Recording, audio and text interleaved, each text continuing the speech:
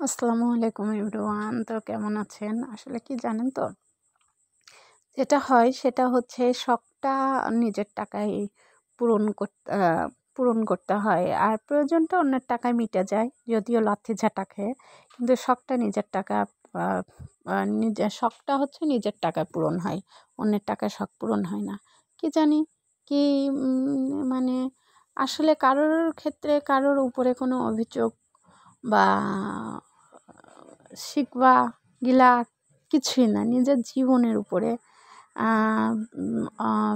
নিজের জীবনের উপরে কেন যেন অতিষ্ঠ আর বিতৃষ্ণা চলে আসছে।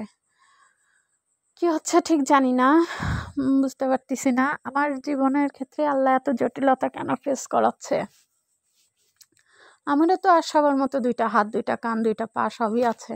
কিন্তু আশেপাশের দুনিয়ার সবার ক্ষেত্রে আপন পথ, সবার ক্ষেত্রে দেখছি সবার ক্ষেত্রে সব কিছুই ঠিক আছে। কিন্তু আমার নিজের জীবনের ক্ষেত্রে যত দিন যাচ্ছে তত বেশি জটিলতা ফেস হচ্ছে। এজন্য আর কি অন্যের উপরে কোনো আ অন্যের উপরে কোনো ক্ষোভ নেই। যা আছে নিজের উপরে আর নিজের জীবনের উপরে। আল্লাহই জানে কেন এমন হচ্ছে, আর আল্লাহ কেমনই বা এমন করছে। তো হচ্ছে কবরে যাওয়ার আগ মুহূর্ত পর্যন্ত এরকম লড়েই যেতে হবে, নাকি ভালো কিছু আছে সামনে সেটা আল্লাহই ভালো জানে।